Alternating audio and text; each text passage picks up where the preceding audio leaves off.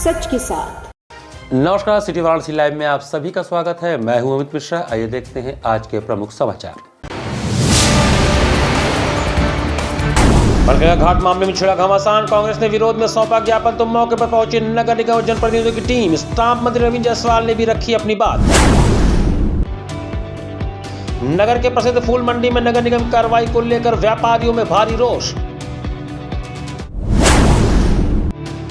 रामनगर औद्योगिक क्षेत्र में पूर्वांचल विद्युत वितरण निगम लिमिटेड के मुख्य अभियंता संघ उद्यमियों की हुई बैठक।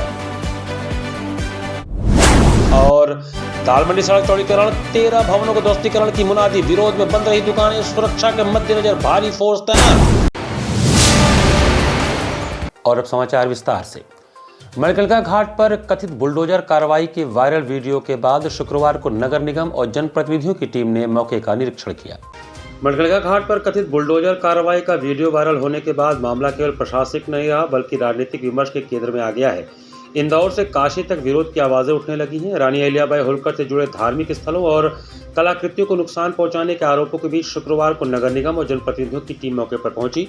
मेयर अशोक तिवारी, नगर आयुक्त उमांशु नागपाल और विधायक डॉक्टर नीलकंठ तिवारी ने घाट का निरीक्षण किया। विधायक तिवारी ने कहा कि किसी मंदिर या प्रतिमा को नुकसान नहीं पहुंचाया गया है। उनके अनुसार विपक्ष एआई से तैयार वीडियो के जरिए भ्रम फैला रहा है। उन्होंने स्पष्ट किया कि मणिकर्णिका घाट का नवीनीकरण योजनाबद्ध ढंग से हो रहा है।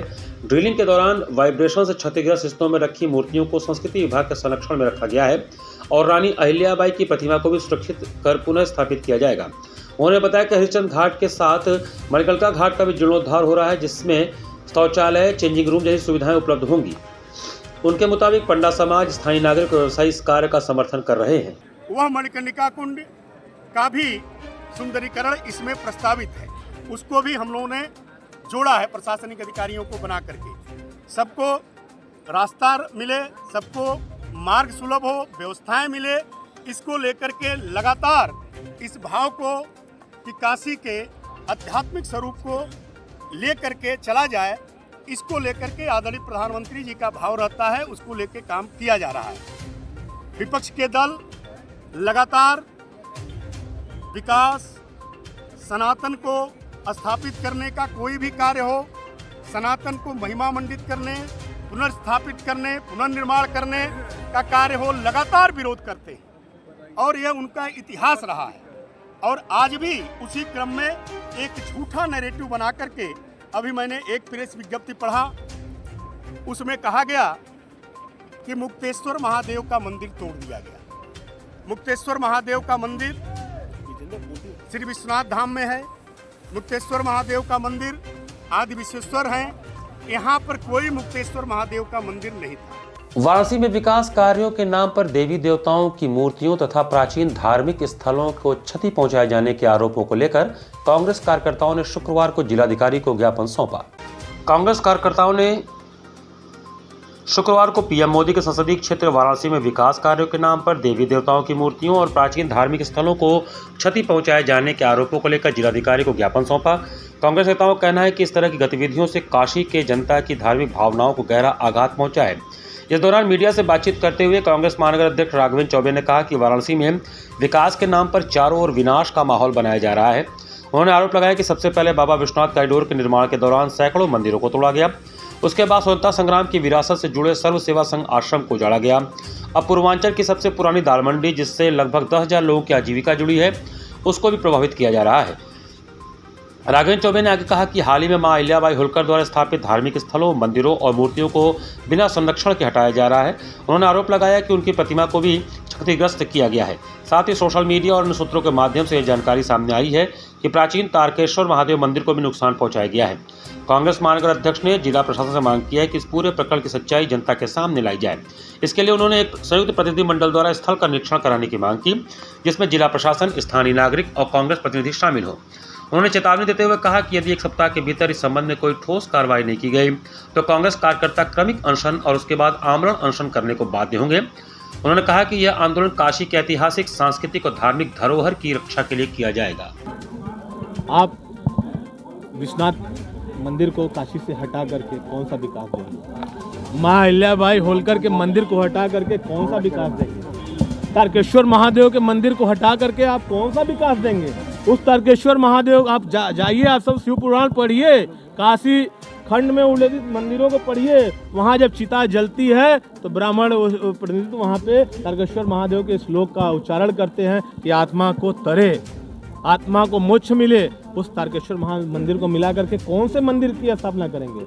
हम विकास के विरोधी नहीं हैं, हम चाहते हैं कि मां अहिल्याबाई की मूर्तियों को, उनके मंदिरों को, तारकेश्वर महादेव के मंदिरों को संरक्षित करते हुए आप विकास करिए।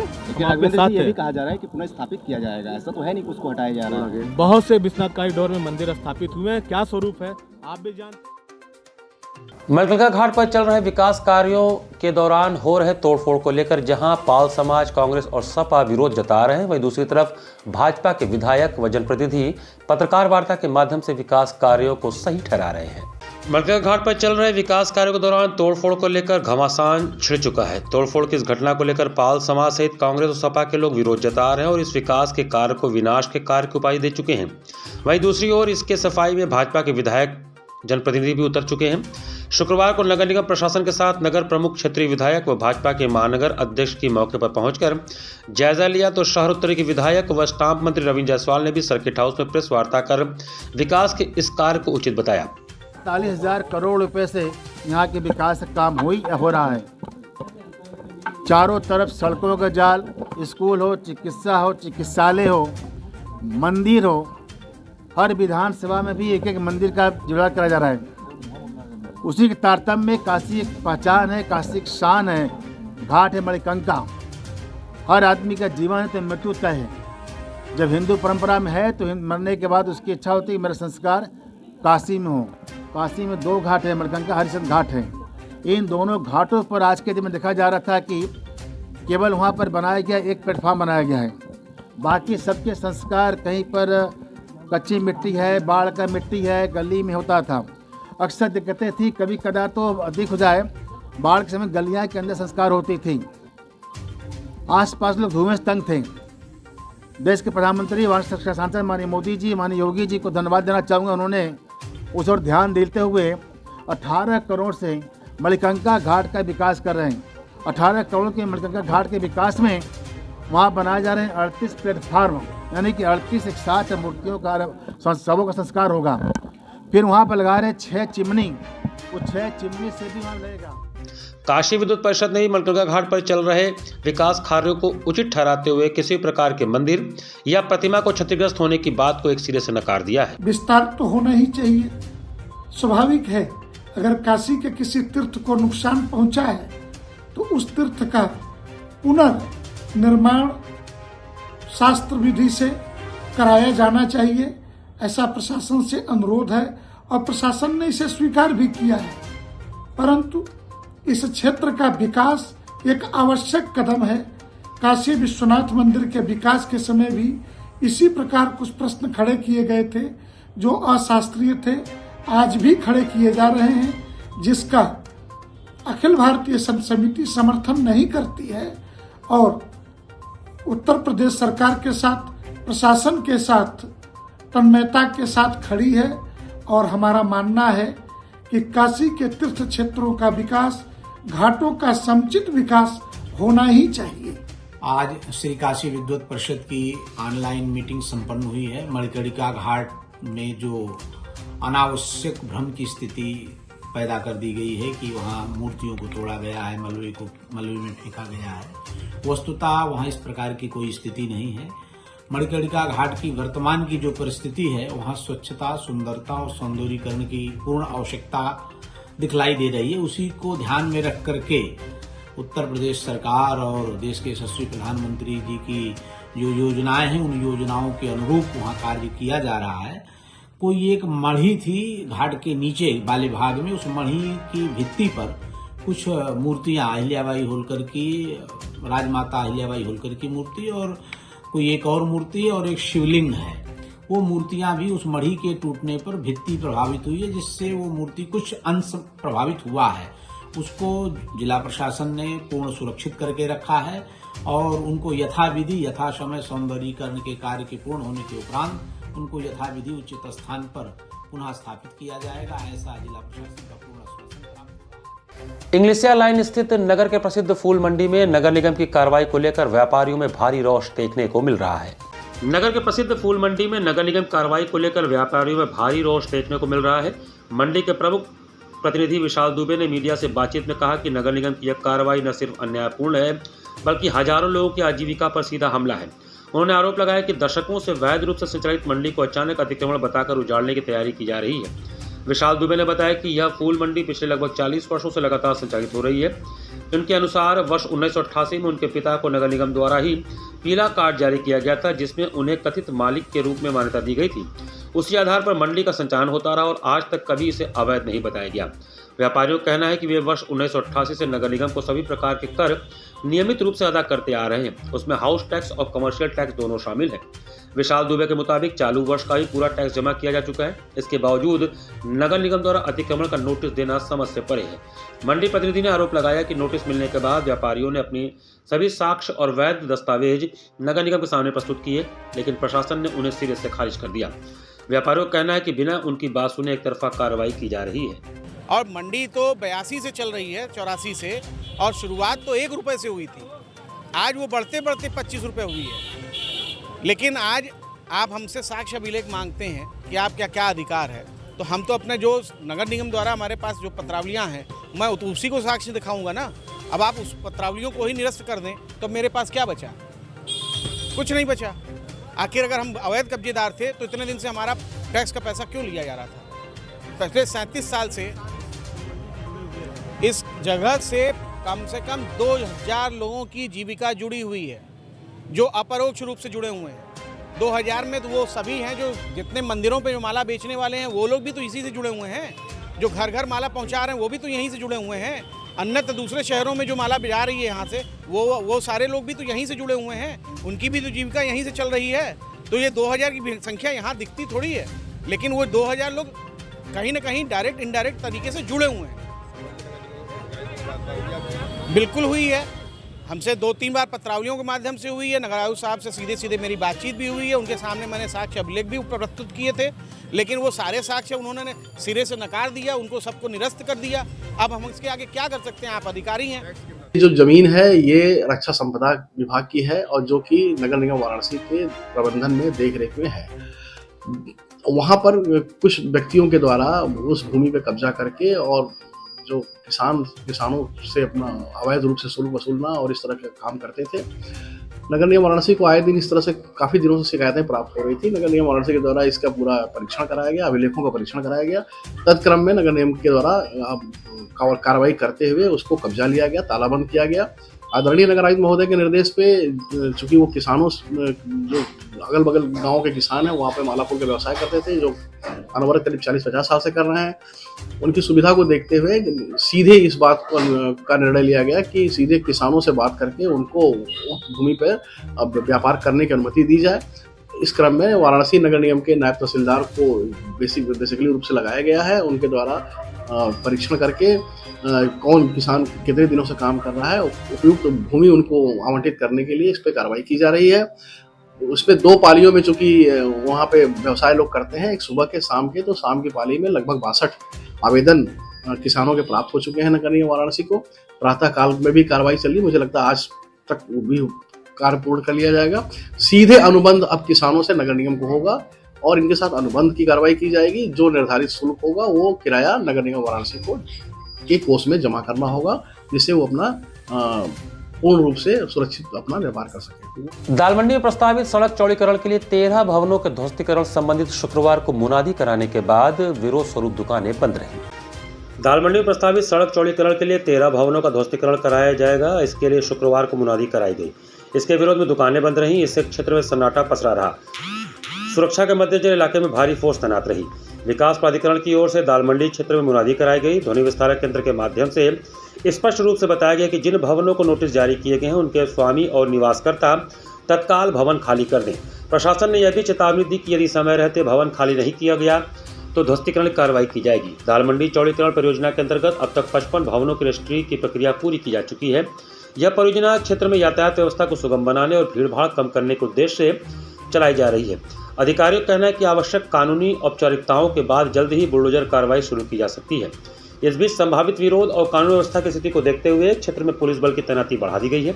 वरिष्ठ प्रशासनिक अधिकारी स्वयं मौके पर निगरानी रखे हुए हैं और स्थानीय लोगों से संवाद बनाए रखने का प्रयास कर रहे हैं। प्रशासन का दावा है कि प्रभावित लोगों को नियमानुसार मुआवजा और वैकल्पिक व्यवस्था उपलब्ध कराई जा रही है। दाल मंडी में ध्वस्तीकरण की कार्रवाई को लेकर व्यापारियों का आक्रोश खुलकर सामने आ गया है। शुक्रवार को विरोध स्वरूप सैकड़ों व्यापारियों ने अपनी दुकानें बंद रखी, जिससे पूरे क्षेत्र में व्यापार पूरी तरह ठप हो गया। इस विरोध का सीधा असर शादी विवाह और त्योहारों की खरीदारी के लिए आए ग्राहकों पर पड़ा, जिन्हें भारी परेशानी का सामना करना पड़ा। व्यापारियों का कहना है कि दाल मंडी दशकों से स्थापित व्यावसायिक केंद्र है, जहां सैकड़ों परिवारों की आजीविका निर्भर है। उनका आरोप है कि बिना किसी ठोस वैकल्पिक व्यवस्था और स्पष्ट पुनर्वास योजना के ध्वस्तीकरण की तैयारी करना पूरी तरह अन्यायपूर्ण है। गुरुवार शाम को पड़ाव चौराहे पर तेज रफ्तार स्कॉर्पियो ने सड़क पर चल रहे 4 राहगीरों को कुचल दिया, जिससे मौके पर अफरा तफरी मच गई। गुरुवार देर शाम वाराणसी चंदौली सीमा पर पड़ाव चौराहे पर तेज रफ्तार स्कॉर्पियो ने कहर बरपा दिया। अब तक मिली जानकारी के अनुसार बेकाबू स्कॉर्पियो ने सड़क पर चल रहे 4 राहगीरों को कुचल दिया, जिससे मौके पर अफरा तफरी और चीख पुकार मच गई। सभी घायलों को गंभीर हालत में बीएचयू ट्रॉमा सेंटर भेजा गया है, जहां उनका इलाज जारी है। हादसा पड़ाव चौराहा पर हुआ, जो मुगलसराय कोतवाली के अंतर्गत आने वाले जलीलपुर चौकी क्षेत्र में पड़ता है। प्रत्यक्षदर्शियों के मुताबिक स्कॉर्पियो तेज गति में थी और अचानक राहगीरों को टक्कर मारते हुए आगे बढ़ने लगी। हादसे में कई दोपहिया और अन्य वाहन भी बुरी तरह क्षतिग्रस्त हो गए। पश्चिम बंगाल नंबर की स्कॉर्पियो, पुलिस के अनुसार दुर्घटना में शामिल स्कॉर्पियो पश्चिम बंगाल नंबर की बताई जा रही है। टक्कर के बाद आसपास मौजूद लोगों का गुस्सा फूट पड़ा। उन्होंने स्कॉर्पियो सवार युवक को पकड़कर जमकर पीट दिया। स्थिति बिगड़ती देख पुलिस ने मौके पर पहुंचकर युवक को भीड़ से छुड़ाया और हिरासत में ले लिया। घटना की सूचना मिलते ही अरुण कुमार सिंह मुगलसराय कोतवाल, संतोष कुमार सिंह और जलीलपुर चौकी प्रभारी अभिषेक शुक्ला पुलिस बल के साथ मौके पर पहुंचे। पुलिस ने भीड़ को नियंत्रित कर यातायात बहाल कराया और घायलों को एम्बुलेंस से अस्पताल भिजवाया। आज रात करीब 10 बजे एक काले रंग की स्कॉर्पियो कार, जिसका नंबर है WB02AU 8586, तेजी लापरवाही से चलाते हुए इसके चालक ने पड़ाव चौराहे के पास 3-4 वाहनों को दुर्घटनाग्रस्त कर दिया है, टक्कर मार दी, जिसमें 4 लोग गंभीर रूप से घायल हुए हैं। इनका उपचार स्थानीय अस्पताल में चल रहा है। वाहन को तथा चालक को कब्जे में हिरासत में लिया जा चुका है। कार्रवाई की जा रही है। मेरठ में मछुआ समाज के सोनू कश्यप नामक युवक की संदिग्ध परिस्थितियों में हत्या को लेकर वाराणसी जिला मुख्यालय पर प्रदर्शन करते हुए अपनी मांगों से संबंधित ज्ञापन सौंपा। मेरठ में मछुआ समाज के युवक सोनू कश्यप की संदिग्ध परिस्थितियों में हत्या को लेकर निषाद पार्टी ने वाराणसी जिला मुख्यालय पर प्रदर्शन किया और अपनी मांगों से संबंधित ज्ञापन सौंपा। पार्टी का कहना है कि इस प्रकरण में अब तक निष्पक्ष जांच नहीं की गई, जिससे समाज में भारी आक्रोश है। निर्बल इंडियन शोषित हमारा आम दल निषाद पार्टी के राष्ट्रीय अध्यक्ष एवं उत्तर प्रदेश सरकार में कैबिनेट मंत्री मत्स्य विभाग डॉक्टर संजय कुमार निषाद के निर्देश पर पार्टी नेताओं ने ज्ञापन सौंपा। ज्ञापन में कहा गया है कि पार्टी द्वारा बार बार निवेदन किए जाने के बावजूद जिला प्रशासन और पुलिस प्रशासन ने मामले में निष्पक्ष कार्रवाई नहीं की, बल्कि प्रारंभिक स्तर पर ही लीपापोती करने का प्रयास किया गया। निषाद पार्टी का आरोप है कि जब राष्ट्रीय अध्यक्ष डॉक्टर संजय कुमार निषाद पीड़ित परिवार से मिलने के लिए मेरठ जा रहे थे, तो उन्हें जनपद गाजियाबाद की सीमा पर ही रोक दिया गया। पार्टी ने इसे इनके संवैधानिक अधिकारों का हनन बताया। वहीं उसी समय अन्य राजनीतिक दलों के जनप्रतिनिधियों, मुजफ्फरनगर के सांसद हरेंद्र मलिक और सरधना के विधायक अतुल प्रधान को पीड़ित परिवार से मिलने की अनुमति दी गई, जिससे प्रशासन की पक्षपातपूर्ण कार्यशैली स्पष्ट होती है। ज्ञापन देने वालों प्रदेश सचिव पूजा निषाद, जिलाध्यक्ष रामरती बिंद, पंचम कुमार, डॉक्टर अनिल, अरविंद निषाद, गोविंद निषाद और भरत लाल निषाद आदि रहे। देखिए, हमारी अभी तक तो आश्वासन कुछ नहीं मिला है। हमने डीएम साहब को ज्ञापन दे के आया है। हमारी मुख्य रूप से मांगे हैं, पीड़ित परिवार को 1 करोड़ रुपए का मुआवजा दिया जाए, पीड़ित परिवार के घर में एक सरकारी नौकरी दिया जाए, पीड़ित परिवार को जो जमीन खाली पट्टे, जो जमीन पट्टी है, पट्टा पड़ी हुई है जमीन पट्टी के रूप में ग्राम सभा में, वो पीड़ित परिवार को आमंत्रित की जाए और हत्यारे को फांसी दिया। हमारी प्रमुख रूप से मांगे यही हैं। रामनगर औद्योगिक क्षेत्र में शुक्रवार को पूर्वांचल विद्युत वितरण लिमिटेड के अधिकारियों और उद्यमियों की बैठक हुई। शुक्रवार को रामनगर औद्योगिक क्षेत्र में पूर्वांचल विद्युत वितरण लिमिटेड के मुख्य अभियंता अनिल वर्मा, अधीक्षण अभियंता जसबीर सिंह, अधिशासी अभियंता सुनील यादव, खंड अधिकारी कृपाशंकर के साथ रामनगर औद्योगिक क्षेत्र के उद्यमियों की बैठक अध्यक्ष देव भट्टाचार्य की अध्यक्षता में हुई, जिसमें उद्यमियों ने अपनी समस्याओं से अवगत कराते हुए कहा कि स्मार्ट मीटर जब तक पूरी तरह तकनीकी रूप से सही न हो जाए, तब तक उद्यमियों के यहाँ न लगाए जाए। जबकि मुख्य अभियंता द्वारा उपभोक्ता के जमा सिक्योरिटी को स्मार्ट मीटर में समाहित होने की बात कही गई। उद्यमियों में विजय सिंह ने कहा कि उनका मीटर में फेस मिसिंग होने से विभाग द्वारा गलत तरीके से असेसमेंट किया गया था, जिससे उनको लगभग 2 लाख रुपए का दंड लगाया गया था, जिसे मुख्य अभियंता द्वारा मंगलवार तक समाप्त करने का आश्वासन दिया गया। उद्यमी केशव ने कहा कि उनके सोलर का 46,000 यूनिट का समायोजन बिल में नहीं किया गया है और महीनों से विभाग का चक्कर लगाने के उपरांत भी समस्या का समाधान नहीं हो रहा है। उद्यमी रामेश्वर प्रसाद केसरी ने कहा कि उनके बिल में पुराना बकाया 7 लाख का दिखाने लगा है, जबकि सितंबर तक उनका पूरा बिल जमा था। उद्यमी सुरेश खंडेलवाल ने कहा कि जब से सैलरी मीटर लगा है तब से आज तक उनका बिल नहीं आया है। रामनगर औद्योगिक एसोसिएशन के अध्यक्ष देव भट्टाचार्य ने कहा कि दोनों औद्योगिक क्षेत्र में 11,000 के फीडर बढ़ाए जाए, साथ में औद्योगिक क्षेत्र में 400 केवीए के 5 नए अतिरिक्त ट्रांसफार्मर लगाए जाए, जिससे गर्मी के मौसम में विद्युत आपूर्ति में बाधा न आए। साथ में 33,000 अलीनगर के लाइन को भी औद्योगिक क्षेत्र से आइसोलेटर के माध्यम से टैपिंग किया जाए, जिससे आपूर्ति सुचारू रूप से चल सके। बैठक में मुख्य रूप से उद्यमियों में राजकुमार शर्मा, वीरेंद्र यादव, अरुण राय, राकेश जायसवाल, ऋषभ जैन, त्रिभुवन सिंह, आशीष गुप्ता, अरविंद सिंह, अरुण वर्मा, अमित गुप्ता, सौरभ शाह, किशले अग्रवाल, उत्तम कुमार, शरद अग्रसेन, राहुल शर्मा, केशव यादव, शोएब अहमद, नितेश सिंह, शिवा पूजन जायसवाल, विजय सिंह आदि तमाम उद्यमी उपस्थित रहे। और वार्तालाप से बहुत सारी चीज़ें जो है पता लगती हैं, हम अपनी बात कह पाते हैं, इंडस्ट्री एसोसिएशन और उद्योगपति आप अपनी बात कह पाते हैं। आज हमने जो मीटिंग इसी क्रम में की थी, तो इसमें कुछ छोटी मोटी समस्याएं पता लगी हैं और हमने प्लानिंग की है कि आगे में ग्रीष्म ऋतु में हम कैसे अनवरत जो है 24 आवर अच्छी क्वालिटी जो है विद्युत आपूर्ति प्रदान कर सकेंगे। इसकी हमने पूरी प्लानिंग की है। आज पूरे क्षेत्र का भ्रमण भी किया है और इसमें हम कोशिश करेंगे कि सप्लाई जो है बेहतर मिले। तमाम तरह की समस्याएं हमारे एंटरप्रेन्योरों की थी। किसी का बिल का मामला, किसी का 1 लाख का बिल आ जाना फालतू का, किसी का 10 लाख का बिल आ जाना, ये सब समस्याओं का भी निराकरण। किसी का 1 मीटर लगा, दूसरा मीटर नहीं मिला, किसी का स्मार्ट मीटर की वजह से गलत बिलिंग हो जाना, किसी का 50 लाख रुपए का बिल हो जाना, इस तरह की तमाम समस्याएं यहाँ पे जो है हुई हैं। इन समस्याओं के समाधान के लिए आज बहुत अच्छी बैठक हुई है। प्राचीन दुर्गा मंदिर रामनगर स्थित 52 बीघा जमीन पर डंपिंग जोन बनाए जाने पर महाराज राजकुमारी कृष्णप्रिया ने आपत्ति जताते हुए विरोध किया। रामनगर थाना अंतर्गत प्राचीन दुर्गा मंदिर पोखरा स्थित 52 बीघा जमीन पर डंपिंग जोन बनाए जाने पर महाराज राजकुमारी कृष्णप्रिया ने आपत्ति जताते हुए विरोध किया है। महाराज कुमारी कृष्णप्रिया 52 बीघा पर चल रहे जेसीबी के विरोध में मौके पर पहुंची, पुलिस अधिकारियों से बात कर इसका विरोध जताया। उन्होंने कहा कि इस जमीन पर अभी हाईकोर्ट से स्थगन आदेश है, फिर इस पर किसके आदेश से कार्य हो रहा है। उन्होंने आगे कहा कि अगर आपके पास कोई ऐसा आदेश है तो कागजात दिखाया जाए। राजकुमारी के परिजनों ने बताया कि पुलिस द्वारा कोई आदेश नहीं दिखाया गया, जबकि उनका कहना है कि कुंवर अनंत नारायण सिंह द्वारा उनको परमिशन मिला है। उन्होंने कहा कि पूरे मामले पर हाईकोर्ट में जमीन को लेकर स्टे लगा हुआ है, फिर भी यहाँ पर कार्य चल रहा है। महाराज कुमारी के परिवार के सदस्यों ने बताया कि यह महाराज के नाम की संपत्ति है, जबकि उनकी 4 संतानें हैं, चारों का बराबर अधिकार है। किसी एक व्यक्ति से परमिशन लेकर इस पर कार्य किया जा रहा है।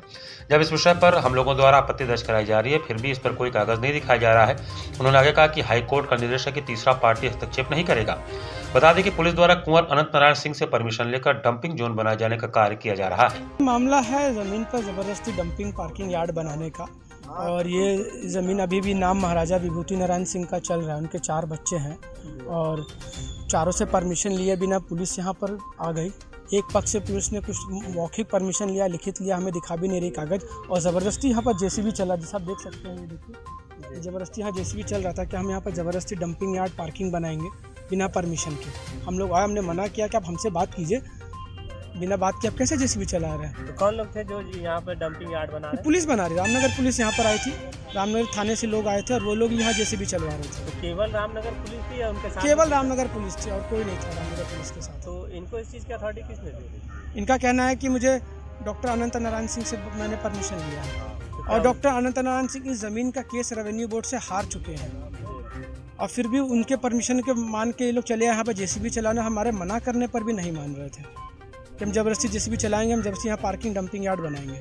तो क्या कोई लिखा पड़ी हुई है? कोई लिखा पड़ी कागज़ हमें नहीं दिखाया गया, हमें कोई कागज़ नहीं मिला अभी तक। और लिखा पड़ी है भी तो एक पक्षी लिखा पड़ी से कोई मैटर नहीं करता। जब ये पिताजी का नाम है तो 4 वारिस हैं, जब तक चारों का नाम लिखा पड़ी चारों से ना हो तब तक कैसे यहाँ पर कोई आ सकता है कोई भी काम करने। और दूसरी सबसे बड़ी बात, इस ज़मीन पर हाई कोर्ट का स्टे ऑर्डर है, यहाँ पर नहीं होगी, चाहे हमारी गाड़ी हो, चाहे थाने की गाड़ी हो, चाहे किसी की भी गाड़ी हो। तो क्या ये जगह पता चला है कि पार्किंग के लिए बनाया जा रहा है? नहीं बनेगा पार्किंग के लिए, कैसे बनेगा? एक पार्टी के कहने से बन जाएगा? नहीं बनेगा। आप ये बात अच्छी तरह समझिए, आप लोग के देखरेख करते रहिएगा।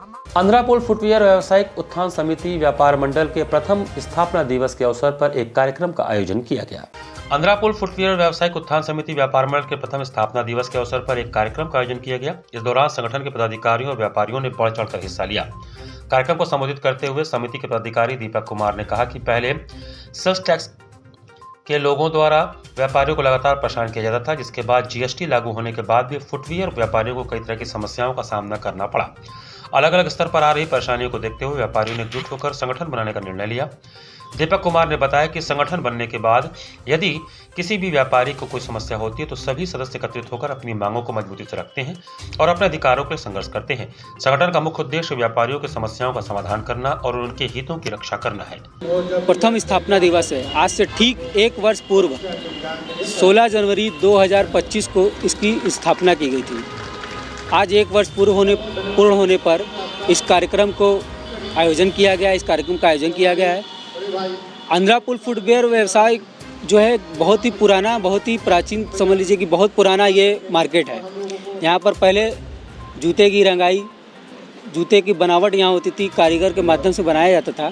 आज ये बहुत ही ऊपर तक पहुँच रहा है, धीरे धीरे पूरे पूर्वांचल को सप्लाई करता है। आज उसी उपलक्ष्य में यह कार्यक्रम किया गया है एक वर्ष पूरे होने पर।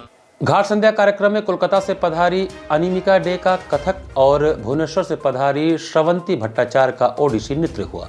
मकर संक्रांति के पर्व पर कोलकाता भुवनेश्वर से पधारी कलाकारों ने सुरसरी की लहरों के साथ पद लय ताल की त्रिवेणी प्रवाहित की। जिला प्रशासन के अभिनव पहल पर गुरुवार को सुबह बनास के अंतर्गत घाट संध्या कार्यक्रम के प्रथम चरण में कोलकाता से पधारी अंतर्राष्ट्रीय स्तर के विख्यात युवा कलाकार अनिमिका डे ने उत्तर भारत के प्रसिद्ध कथक नृत्य का शुभारंभ भगवान शिव के अर्धनारीश्वर स्वरूप, तत्पश्चात पारंपरिक कथक एवं समापन गोस्वामी तुलसीदास द्वारा रचित ठुमक अचरत रामचंद्र, जिसमें भगवान श्री राम के बाल रूप का मनोहारी प्रस्तुति नृत्य के माध्यम से किया।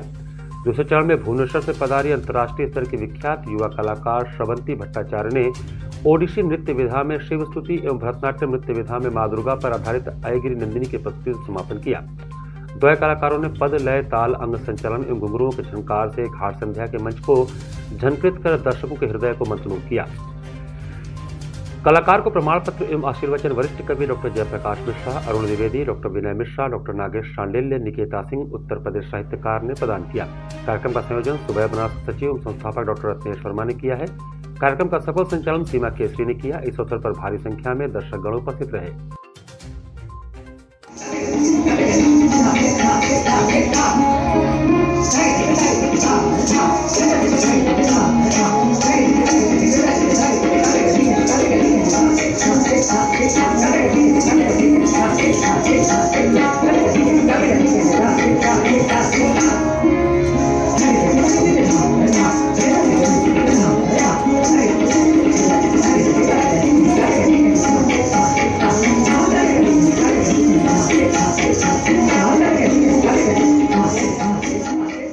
नमो घाट पर आयोजित होने वाले सांस्कृतिक संध्या में डॉक्टर प्रियंवदा तिवारी और ग्रुप का मनमोहक भरतनाट्यम नृत्य हुआ। गुरुवार को जिला प्रशासन वाराणसी, मंडलायुक्त शालिगंज तथा जिलाधिकारी सत्येंद्र कुमार की पहल पर आयोजित होने वाले सांस्कृतिक संध्या कार्यक्रम में वाराणसी की डॉक्टर प्रियंवदा तिवारी और ग्रुप का भरतनाट्यम नृत्य का कार्यक्रम आयोजित हुआ। उन्होंने सर्वप्रथम गणेश पुष्पांजलि और अलारीपू, तत्पश्चात शिव शोध, दुर्गा स्तुति और अंत में अष्टपदी तिल्लाना प्रस्तुत कर वहां बैठे श्रोताओं से खूब तालियां बजवाई और वाहवाही लूटी।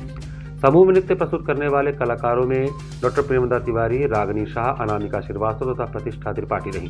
कार्यक्रम का संचालन एवं धन्यवाद ज्ञापन अनूप मिश्रा ने किया। कार्यक्रम संयोजक अंशुमान महाराज रहे।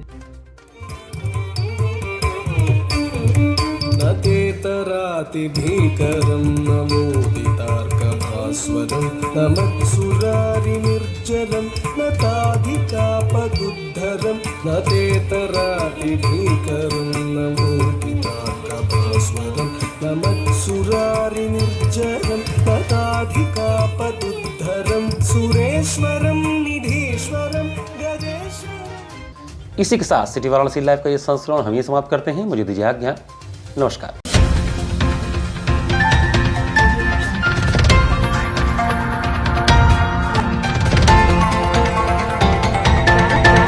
लाइव सच के साथ।